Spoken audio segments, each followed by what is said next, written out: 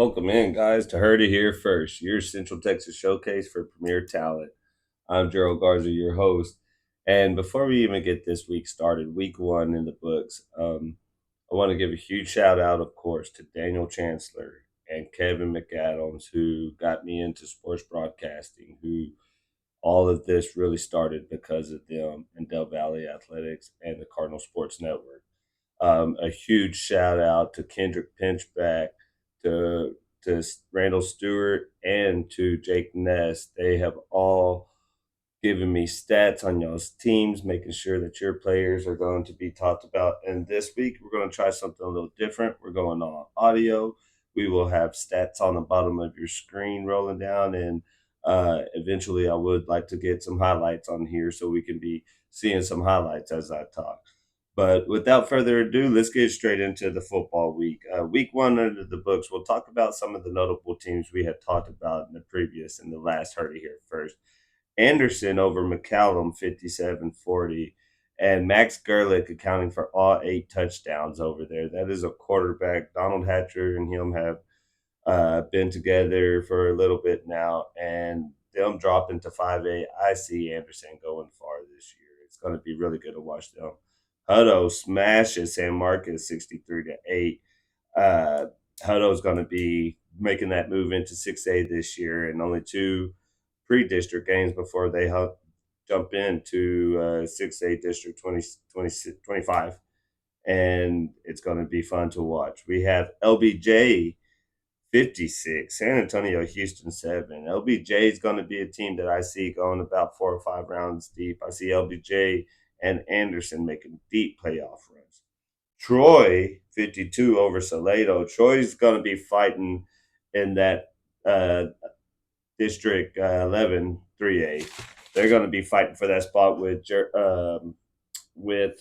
Little River, Rockdale, Cameron, McGregor. They're all everybody besides Rockdale are returning pretty good amount, and some in their rebuilding year. And what I thought Little River was going to have a great year, kind of find out Kavili Neely has moved away, and that's a huge blow for Little River, who falls 22-46 to Waco Conley this past week. And so now that district is wide open. It's going to be really, really interesting to watch. Gerald beats Giddings 20-14. Thought Giddings with their returners was going to be a really good team, and Gerald did make the playoffs as the fourth seed last year. It was my first playoff football game I got to call at Rapper Stadium, and they fell. I forget to who, but fell in the first round, and they're a good team, but I didn't think they'd be better than Giddings, so that was kind of threw me for a loop. Franklin smashes China Springs 46-30. Uh, Shoot, China Springs is a dang good football team. And for Franklin and Jaden Jackson to go out there and just tear them apart, that was crazy to watch. Granger falls, which was surprising, 22-34. Uh, Granger's going to have a dang good year. It's a first week. They have a lot of seniors that they were replacing offensively, I know for sure. And so I don't see Granger in that spell for a long time.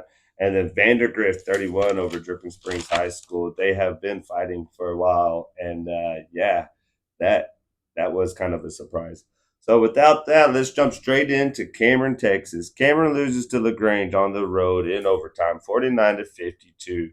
This upcoming week, they're hosting Sealy. They were down 20 points in the third quarter, and they fought back. LaGrange is a dang good team that's going to be making a good run this year. They got a really good quarterback over there.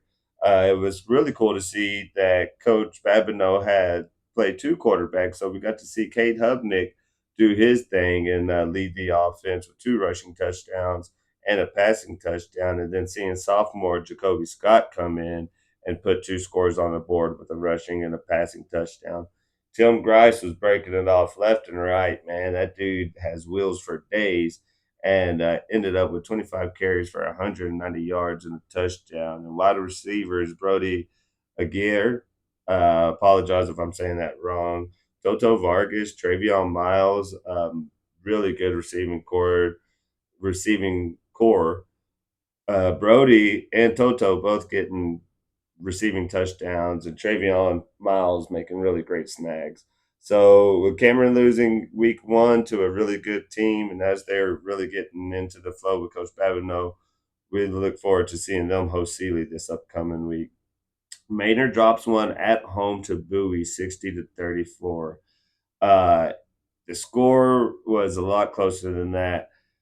Now, Bowie controlled the game, but they didn't control the field, if that makes any sense. The offense ended up with 458 yards. So that was one of their best offensive games they've had since September of 2023. So I hear. But the week one mishaps is what plagued with Manor. The Manor Mustangs, they had some turnovers that were costly, special teams, interception that led to points for Bowie, a fumble on the goal line on a kick return, a bad punt that put the offense inside the red zone. So there was about 21 points that the defense had back to their backs to the wall, and defensively, I think Manor looked really good. Damian Godley looked really, I think he got to the quarterback twice, and I didn't even think he had a pick. Eddie Robinson with some really great pressure. Jackson Cofield and Javon Pierre Paul. Their defense looked really good. Offensively, they looked really good. Xavier Hill ran the ball effectively with 15 rushes for 65 yards. Jordan Clark was phenomenal with 9 receptions, 186 yards, and 2 touchdowns. I'm talking about going yard, and that dude is fast. And Johnny, I don't want to butcher his last name, so I'm gonna just call him Johnny B for now, or Johnny for sure hands, because that dude snags everything that comes his way with 6 receptions for 98 yards, and Ronzel Woods 2 receptions for 57 yards. And Camden Huff ended up with 17 out of 37 for 341 yards, 3 touchdowns, 2 interceptions, and a rushing touchdown. One of those interceptions did lead to points. The other one did not. But honestly, in the from the outside looking in, Manor looked damn good against Bowie, who has held down that fourth seed in our district with Del Valle, Westlake, Lake Travis. They've held down that fourth seed for a while now. That is a dang good ball team, well coached. And Manor went out there, and if you take away the punt, the fumble, kick, even Jordan Clark had a really big punt return that was called back. It was on their 20, the call back all the way to Maynard's 20. You take away those plays, Maynard possibly winning that game. So week one mishaps, Maynard being young, learning they're getting their team together, building the camaraderie, building the chemistry. Offensively look good, defensively look good, just mishaps. And that's something that could be cleaned up by district time. So Manor, I still see them doing really good, and surprisingly, I really, really well, as they will go to Harker Heights this week. Um, Taylor Ducks fall at home to Gatesville 42-28. This was one of the two games that I did see them losing this year. I think they'll have their hands full with LaGrange as well. They do host Pflugerville Colony this upcoming week. I have a lot of faith, and I think Taylor can take this 5A team. This was a game that was 7-7 at half. That was only an 8-point game with 2 minutes left. Uh, Taylor looked good. They were within fighting range the whole time. Defensively, Caddy Maravilla led the defense with 13 tackles, one for a loss, five solo. Tristan Vega ended up with 2 fumble recoveries. Steven Rogers took one to the house with a pick six. James Griffin had a pick, and Kezion Simeon had 5 tackles. Freshman Damian Calico, the receiver, with 9 receptions and 119 yards and a touchdown. Kevon Goodwin scoring one on the ground, and Eli throwing in a touchdown pass. They're just for Taylor as well. Week one mishaps. It's growing pains. It's part of it as they're getting ready to go to Pflugerville this week. I think you'll see a different ball club out of the Taylor Ducks. So now we'll switch to the other two teams, and for them, we got some wins on this side of the 5 teams we're covering, starting with Del Valle. Del Valle wins the season opener 54-21 against Cedar Creek. And Del Valle was down 14-0. Lucky for me, I get to broadcast those games. And me and Chance, we kind of looked at each other. We said, "No, we know this ain't the team that Del Valle unfortunately has been," and it wasn't. Cannell Hodges turned it up, and I mean 4 rushing touchdowns.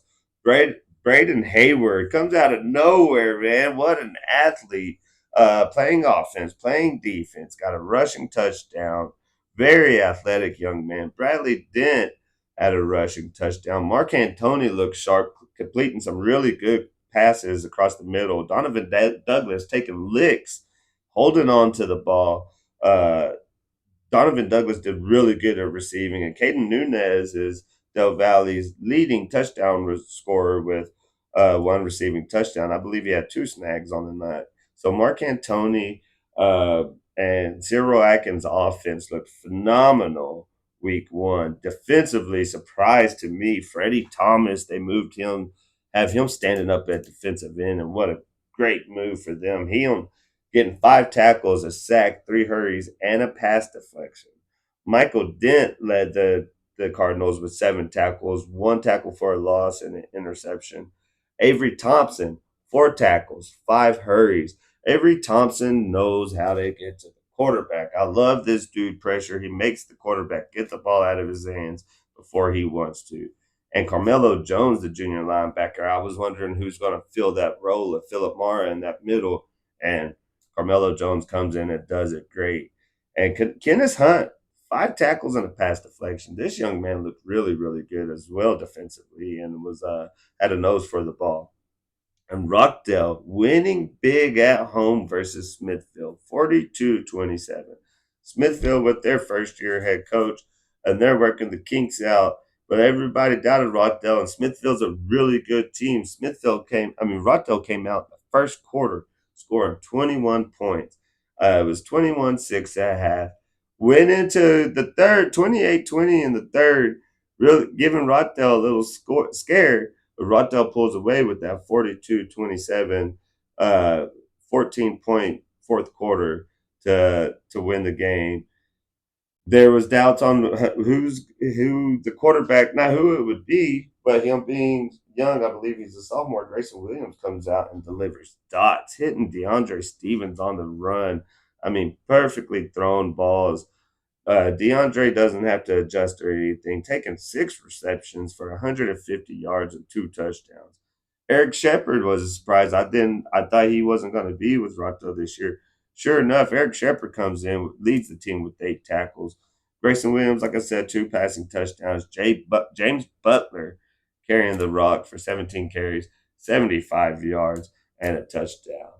And so week 1's in the books. We had out of the 5 teams we're covering, Del Valle wins, Rockdale wins, uh, Manor loses in a tough one, Taylor loses in a tough one, Cameron loses in overtime.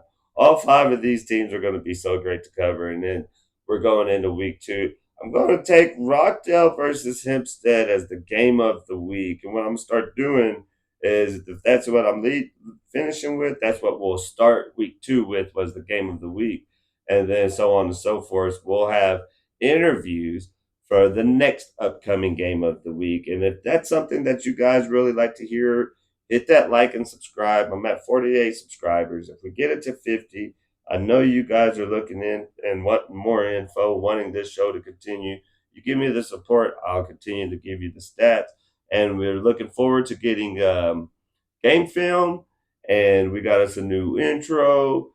And we're trying to get things rolling over here. We're trying new things and just really trying to get it figured out. So thank you for your support. And without further ado, we're going to leave you with the interview with ZaKobe Anderson, defensive tackle of the Rockdale Tigers. Guys, thank you for tuning in. Welcome in, guys, to Heard It Here First, your Central Texas showcase of premier talent. And when it comes to premier talent, we make another stop in Rockdale with ZaKobe Anderson, starting defensive tackle for the Rockdale Tigers, standing at 6'2", 285, making me look small over here, Kobe. All right, man. So y'all got off to a great start. A week 1 dub against a very good Smithfield team, and y'all did it convincingly. Walk us through what it's like in the trenches and how it was in that game. Oh man, Well, really, I say it's a lot of we game plan pretty good. So on Mondays we'll watch that, and then we'll just practice off like what they've been doing, Right, like right, scrimmages, first game, second game, and then maybe a little bit of last year. right. So we really just go to Indy, and just we put a in like our freshman squad, Yeah, and we run their plays, and then our defense and our offense too will pick up on that. absolutely. Y'all's defense, which I kind of figured would be one of y'all's strong points on this Mhm. season, but I wasn't too familiar with y'all's linebackers. I know you and Sandoval are on the line, which is killer. Tell me about your linebacking crew. Um, man, I think we have Zeke. He's a senior. Cole Faust, one of them. Okay. He's a young cat, junior and sophomore. And then we have Clay Esberger. Oh He's yeah. he's be on the he actually plays starting guard Yeah. on offense, and he has a lot of experience. He's a meathead, Yeah. so Well, you get Clay Ashburger, who's also at guard, but he's a big dude who's quick enough to play linebacker. yeah, And then you have that quickness and size coming yeah. down on tackles. I mean, that's going to be killer. Oh yeah. Y'all's offense did great, 40+ points. Mhm. DeAndre Stevens had 2 receiving touchdowns for long ones. The quarterback, Grayson Williams, delivering Yeah. dots. Rockdale, if you were worried about the quarterback situation, problem solved. That dude was hitting Dre right on stride Yeah. for these long, deep passes. Talk to us about your offense and what you and how you liked what they did this past week. I like what they did. I think our offense is guys have been here 2-3 years. Yeah, You know, our sophomore year, we all kind of got up on varsity. yeah, So we've been playing since sophomore, and I just think we're a great squad up front. Only new person is our center, Bryson Duncan. okay, He's a young cat too. I think he's a sophomore or junior, one of them. But I think there's a bonding that we have right. as our O line. I think if we work together, nobody can stop us. So Bryson Duncan being one of the newcomers to the line, do you as a experienced lineman, do you get those guys kind of put them underneath the wing and Oh yeah, kind of show them along the way? for sure. At practice, we don't take it easy on any of them. Like That's good. I think it was first week of hitting, coach didn't want us to go to the ground, and we were laying hits. So somebody went to the ground. Oh yeah, so it wasn't definitely not soft on him. He did play last year, got moved up, maybe like last 4 games. Yeah. So he had a little bit of experience. I think he was in the weight room a lot this summer, so he got a little bit bigger. And I think he watching film, Yep. he's one of those guys. That's good. That's good. That preparation and the breaking down the film and going over that with your coaches, with your teammates, and being a step ahead, I think really showed in this week 1. A lot of people had counted us out or said Rockdale wasn't going to be. I knew that y'all were going to come in with the chip on your shoulder. I knew you had guys like yourself, Sandoval, Dre, Hamilton, Raiden Hamilton can carry. He can tote the rock. That dude runs with the lean. And then you have Grayson Williams. You talked. What was the center's name again? Bryson Duncan. Bryson Duncan. You talked to us about these up and coming youngsters that are a part of Rockdale football and what y'all are doing to mold them. Yeah. I mean, it's a great thing. Y'all got a good tough matchup this week. Let's talk about who y'all are going on the road. First road game, and I also have this one. It's Hempstead, correct? Yes, sir. And Hempstead also have y'all. I think y'all can win this one. I think this is going to be. I think y'all's whole pre-district is tough, man. Yeah. Y'all won't have a break all season, Yeah. but I think this is also another win that y'all can do. Yeah. What is something that you do to prepare yourself for this upcoming week? Really start off on Mondays. Game plan. I don't think we practice on Mondays. We just film and live. So once you pick them up, you just gotta lock in on them. You can't Absolutely. you just study it. You have to study it. It's like another school class. Yeah, absolutely. So I think pretty much before I locked in on it on film, watch film, take it seriously, and then have a good week at practice. Do you put a lot of time into film and watching film? I watch film, but there's definitely people that watch more film. It happens, Yeah. man. Because honestly, looking back, like I always say this, and this is to some of the kids that even in Del Valle that we talk to, and any of these the varsity players or any kids in high school, period. That watching the film will really take you to the next level, and it was something I didn't do that I wish I would have went back and done. I would have been a little bit more prepared, but sometimes you're 6'2" and 280, full of fury, and ain't nobody gonna stop you no matter what. So that's film is a big thing. I regret. Like I wish Fridays. Like I have few bad plays. Yeah. I wish I was just more on top of film, like Right. watching the guards, centers, quarterback, running back, Right. as a defensive lineman. So Well, yeah, there's. Go ahead. I think film. I lack on film a little bit, but I'll for sure keep watching. If it's something and it's only week 1 and you got 9 more weeks, shoot, dude, that's plenty of time to get your nose in the books, so to say, the football book, and watch some film. Which, lucky enough, it's all we have it all on the internet now. You got the Hutto, you got all that stuff, so it's easy to kind of game plan now. All right, we're gonna leave it out. I asked Dre this question. I ask a lot of my athletes just because I want to know what is going on in your headphones before you take the field. You got that time alone? You're getting pumped up. Who's on the headphones before you take the field? Man, there's a few. I like, Dreams and Nightmares, First Day Out. Those are big too. Coach Hammer actually played In the Air by Phil Collins, I think. And that, I've been listening to it ever since. I think that's just a daily motivator. Dude. So, that'll definitely be added to my playlist. ZaKobe Anderson, and hearing that he's talking about some Phil Collins In the Air of the Night, which has the most dopest drum roll to get you right into that mode. And ZaKobe, I know you're going to have such a great year. It's been such a pleasure of watching, seeing you, Dre, Sandoval, all of y'all grow into these great men that are being great student athletes. Is there anything you would like to leave for your fellow players, for the Rockdale fans, anything like that about this upcoming week? I think as long as we take care of business, at practice Monday through Thursday being a walkthrough, so 3 days of full practice, lock in, watch film. I think y'all's job will be worth it to Hempstead. You heard it here first, guys. ZaKobe Anderson, starting defensive tackle, plays line. He is a senior leader. He's going to be a huge aspect of this Rockdale Tiger football team. ZaKobe, we're going to make it to one of these games. We're going to see you kick some butt this week. All right, guys. 1, 2,